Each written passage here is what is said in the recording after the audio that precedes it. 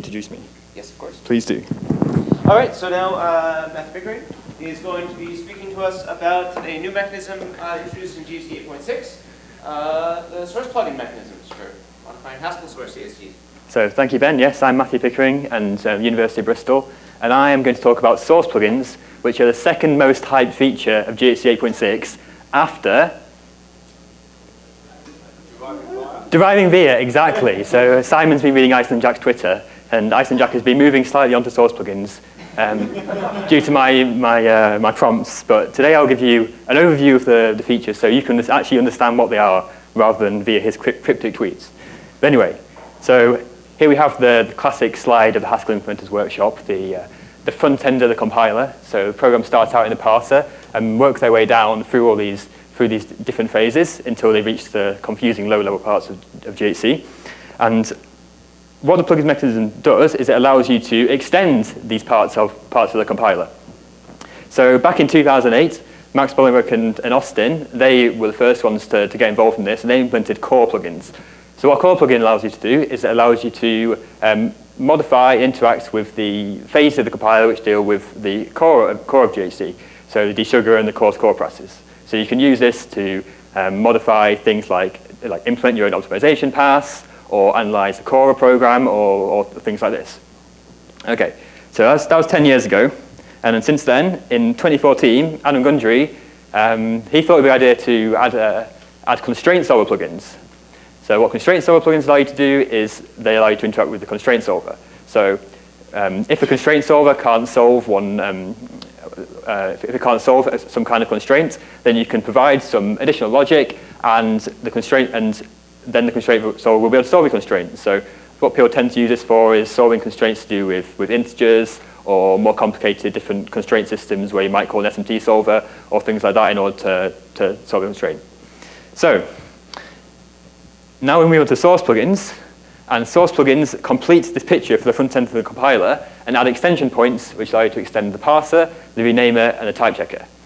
So these have just been implemented in 2018 by Bodazar Nemeth, and I've been working a bit just to refine the interface and write some plugins to test it out and improve the documentation. So that's what I'm going to be talking about today. So the first plugin that you can now write is a parser plugin. So what the parser plugin allows you to do is it takes the output of the parser and it allows you to implement a function which modifies the output of the parser in some way. So you can't add a completely new syntax to the compiler, but you can somehow modify the syntax that the compiler already accepts, as we will see later. Second one is a renamer plugin. So a renamer plugin runs after each group has been renamed and allows you to modify that in some manner. So you can insert bindings, or you can modify rename bindings, or whatever you like really.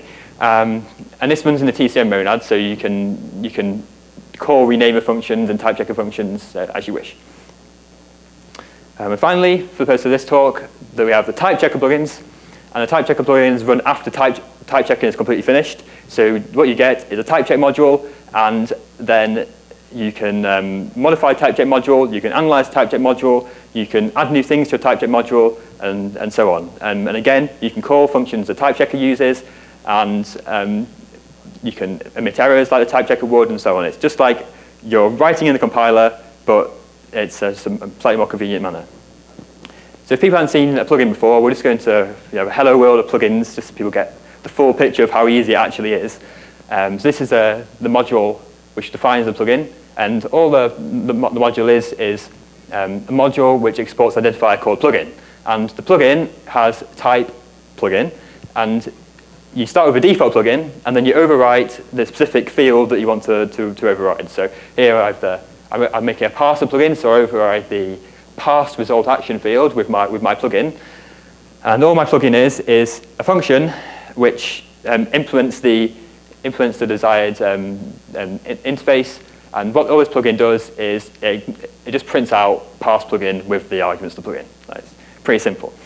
So I save this, and then when I come to compile my module A, I can invoke the source plugin whilst it's compiled. And during the compilation process, it will print out parse plugin as well. So it's not useful, but hopefully you can see how it could be useful. And that's the goal. Okay. So just to be perfectly clear about the purpose of plugins, they are to firstly extend the compiler in your own manner, but extend the compiler in an experimental way. So you're not confined to intricacies of how GHC works and the dependencies GHC has. You can use whatever libraries you like. You don't have to deal with the politics of the GHC contributing process. You don't have to convince anyone that your idea is a good idea. You don't have to make your implementation nice. It's just like, okay, I've got an idea. I've got to do it now, and I've got to get it in people's hands like immediately. So, so they're the first 2 points. The next point is that also it really easily allows you to analyze source programs as well, which is something that's traditionally been quite a difficult thing to do in the Haskell ecosystem. There's quite a lot of different libraries and tooling that work around this, but none of it really works properly because it's all external to the compiler.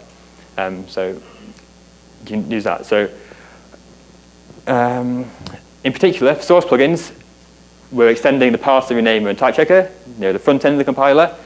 You're experimenting with things like implementing new kinds of language extensions, perhaps. But most importantly, you're experimenting with user-facing things now of the compiler rather than things internal to the compiler, which you would have to know how the compiler works anyway to be able to implement. So these are things like, okay, you've got an idea for how the source language should be manipulated, right? That's the sort of thing a source plugin is used for. And finally, we're now going to be analyzing the source code that users have actually written as well, which is, again, the thing that users actually care about when in their tooling. They want analysis of the program they've written, not how many coercions does my program contain in the end. That could be useful for some people, like Ryan Scott, implementing complicated things with type families. And finally, the plugin mechanism is robust. And what we mean by robustness here is that if I write a plugin, then it will work with Cabal, Nix, Stack, and even I conceptualized I could run a plugin on GHC itself. And if anyone knows any other tools that you can run GHC itself, then send me an email because there's not many. Because all you're doing here is you're adding some extra options to the GHC invocation, so it's very quite a portable mechanism in that regard. Okay, I'm doing good. So now, the second half of the talk, we're just going to talk about some examples of plugins to give you some inspiration for writing your own. So the first plugin that I've implemented myself is the graph-mod plugin. And what the graph-mod plugin does is you run it on your project, and it gives you this quite complicated graph of all the different modules that your plugin uses, in a sense. So this is the module for ASON, the JSON parsing library in Haskell. And this top box here, those are the modules which are actually in ASON itself. And all the other ones are ones it imports from external libraries. So, I mean, whether this is useful or not remains to be seen, but it was something that was possible to implement using a type checker plugin in particular. And the reason why it was simple to implement was because GHC already has all this information already. GHC already needs to know which modules your program uses. So all I had to do was I looked in the TC global env, which is the thing that you get at the end of type checking, and extracted the information out, and then passed it onto the old graph-mod interface. Because graph-mod already exists as a tool, which Yavor implemented probably quite a few years ago now, I'm not sure when. But that was implemented using, it had its own lexer, which took a Haskell source file and tried to lexit the imports itself to work out where they came from. Whereas this is a little bit more robust, as it's taking the actual information. One slightly awkward thing about plugins is if you think about how this has to work, a plugin runs at the end of when a module is compiled. Well, this output here is the output for an entire project. It's not just the output for one module. So what you have to do is you have to at the end of every module write out the information that you want to know to some kind of file or something, and at the end run a finalizer which collects all the information and then produces your output. So that is one slight annoyance which you have to be aware of.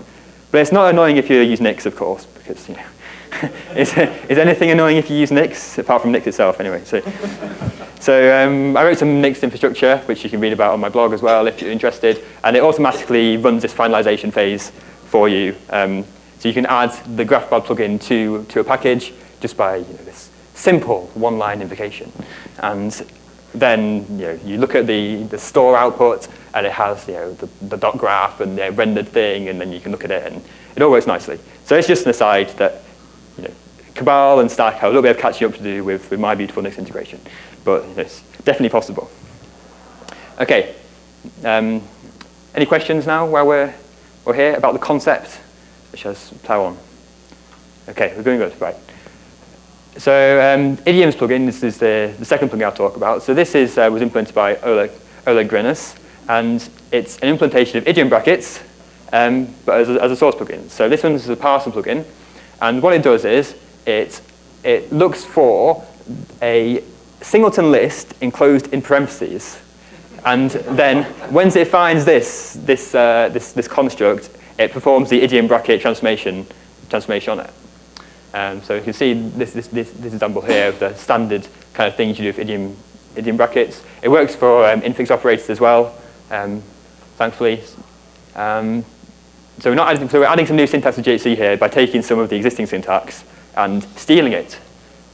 But we're not even stealing it, because if you have a singleton list, then it desugares to pure 5, which is the same as a singleton list for 5. So it's a little bit more robust than you think. And in this case, the coincidence worked out correctly, but it may not in future. So think about it a little bit. So this is a parser plugin. So it inserts the calls to pure and app, but then the pure and app can be interpreted however you like. And I have some other interesting applications of this, but won't be in the talk though, unfortunately. Right, so plugin 3 is the assert-explainer plugin, which was implemented by Ollie Charles at ZuriHack this year. And what this plugin does is it takes an assertion here. So we assert that the length of x is equal to 4. And usually if you just write this in your program and it fails, then you just get an assertion failure, and you have no idea why it failed, and you just can't really do anything about it. But what the assert-explainer plugin does is it tells you firstly the assertion failed, useful thing to know, but then it also prints out the sub-expressions that it can print out, so you can maybe begin to work out why it failed. So how this works is, it's a type checker plugin, so after type checking is finished, it looks the calls to assert, and then in the argument to assert, it defines all the sub-expressions, and then it interacts with the constraint solver to work out which ones it's actually able to show by calling the constraint solver, and then whichever ones it's able to show, it then prints out for you in a list. And so this is an interesting one because it's like quite a nice example of how to interact with the constraint solver, which is not really straightforward, but not too complicated. And it's a different use case of instrumenting your code rather than changing how the code behaves or anything like that.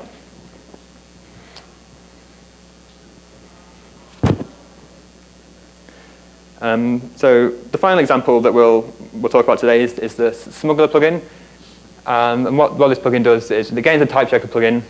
And if you have a module which has a import which you don't use, then it'll rewrite the source file of your project to remove that unused import automatically.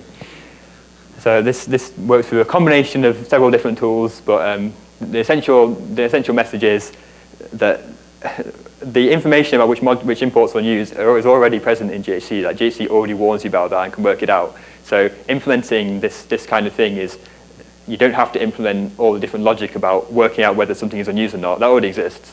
The difficult part is just packaging it up nicely and doing this source code rewriting trick. Right, so they're 4 plugins. You may be wondering now, like, how long could I go on for? And I could go on for hours about plugins. I mean, there's so many great ones, but we're thinking forward now. Think about plugin N, where we might go in the future. So something I want to do is implement Haskell Indexer as a plugin. So Haskell Indexer indexes Haskell projects and provides cross-references between the different parts. This is implemented using the GHC API right now, but I think it could be implemented as a type checker plugin quite straightforwardly. The source graph plugin, similar kind of idea, but that's also not implemented. I think that's implemented using Haskell sourcex right now, which doesn't really work that well, but it could work properly with a plugin. Or maybe even a meta plugin which provides a nice output for people to work with, or something like that. So there's still lots of possible avenues for plugins to go down. So I'm not done yet.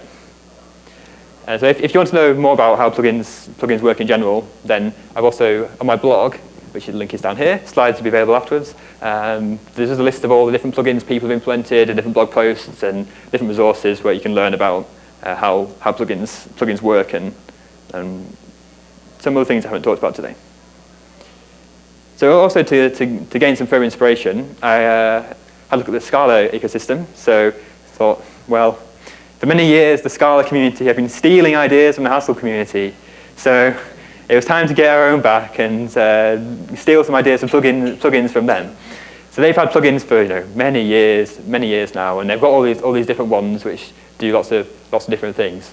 I won't go through what they are, but the point is that they have lots of different plugins which work in a similar manner to how GHG plugins implement work. So it should be possible to port some of these over if people feel like they need some ideas.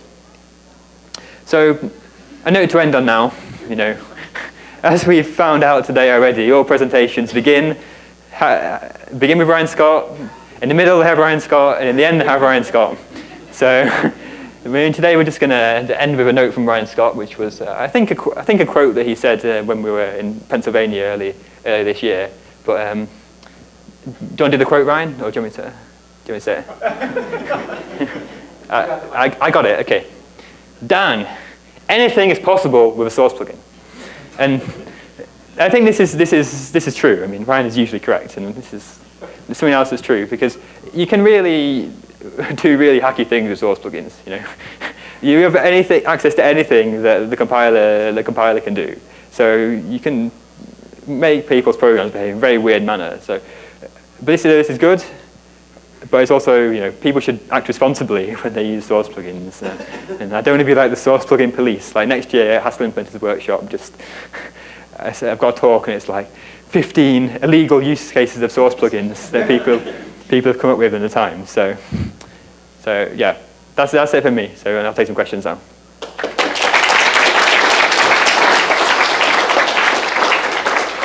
Yeah. So why GHG flag? Would it be possible? Perhaps you could write a source plugin for that, just around the extension style, like comment on the top of the file or something. Yeah, so you can pass GHG flags using like a thing at the top of the file. I guess you could. I guess you could also, as fate, I suppose you could have a mode where you pass unused, like unrecognized extensions to a plugin or something, or I don't know. I mean, yeah, anything is possible with source plugins. So, yeah, Simon. So what I'd like to do is, in the plugin, collect information about the module and then use it when I'm type checking other modules at the same time. Yes. So store some information. We could probably do it by putting it in files. Yeah. That would be a really good one. Yeah. I'd like to put the information in the interface file and have the compiler automatically do it, collect it, and give it to me when I'm running the plugin. Well, I suppose it's not possible currently, obviously. As you. No. There's sort of an annotation mechanism. Oh, perhaps you can. Lets you serialize stuff. It's not much used, and which may mean that it's difficult. You can serialize stuff. Yeah. So I suppose you could hook into the interface mechanism in some way like this, but in my mind, plugins should exist completely separately to how the rest of GHG works. And then you can serialize things how you like, and so. But surely a plugin should be able to add stuff into the source code, as it were, that can be serialized into the interface. Oh yeah. So what you could do is you could inject definitions into the interface file, which have strings of the information you want, and then read the definitions in the next file. Oh, that would work perfectly, Simon. Good suggestion. I like it. That would not be hacky at all. But that's the sort of mindset you need to get into with plugins. Let me tell you. Right. Okay, the back there. Is there any proposals you have to take ideas from components from is there any proposal to take extension points from the OCaml PPX system? I don't know what those extension points are. Just basically trying to insert code and Is it to do with like splicing and? Is it like to do with macros and splicing? Oh, okay. I don't know. I'll take a. There are some more points I didn't talk about, and also there's a hooks mechanism which I didn't talk about either, which is even older. So perhaps there's a way to do what you want, but I'm not sure. Yeah, John. It sounds like if you terminated the compilation pipeline of the type checker plugin, wouldn't you have a good replacement for Haskell sourcing? Yeah. Exactly. Yeah. Richard? So two questions. One is there any thought about extending the AST in some way? So we have some facility for users to write, instead of piggybacking on parentheses and brackets or something like that, which is a horrible habit, word parentheses. Is there a way, has anyone thought about that? And then, somehow related in my head, but maybe not. So, is there a way, if you have erroneous code, if you have a type error in your code, can you still use a type checker plugin somehow? So there's two questions there. First one, do you mean about extending the parser to accept new syntax? Not really extending the parser, but sort of allowing a string to pass through in some sense to a plugin which could then parse it into something. Well, you can use quasi-quotes for that already. I'm not sure exactly. I'll take your second question though, which is about rescuing programs that fail to type check. The only way you can get more programs to type check currently is using a constraint solver plugin. So you can do things. You can't stop other forms of type checking failing using plugin. Yeah. Although you can do hacky things where you make your program deliberately fail to type check, but fail to type check using a constraint, then solve that in a hacky way, and you don't want to think about plugins in the way I do. Like, so yeah. What do you think of extending the idea of source plugins to some other backend IR types, for example, STG or CML? Because I find it incredibly useful if GHC can expose an API to let us manipulate the intermediate representations after the code is generated. So as I understand it, if you want to do that, then the hooks mechanism should allow you to do it. Do you have any experience with that? Yeah, but currently the hooks API does not allow you to modify CML or STG. Does it not? Okay. Well, I guess you could. I mean, I don't know anything about that part of GHC really. It's interesting, in your initial slide, you said, well, we didn't want to constraint solver or the source or core, and you just want to have you know? I don't see why not. You should be giving a talk about plugins for STG or CML. Patch is accepted. The thing about, for implementers, definitely, I guess it's possible. I just have no idea what the interface would look like, because I've never used that part of GHC. Yeah. And the thing about source plugins as well is that it's because you don't have to know anything about GHC to write them in some way. Like, you can have the idea without knowing how GHC works. So it's also a good way to get into writing GHC stuff. Am I done yet? I think that's actually just time. So all right, nice. Thank you.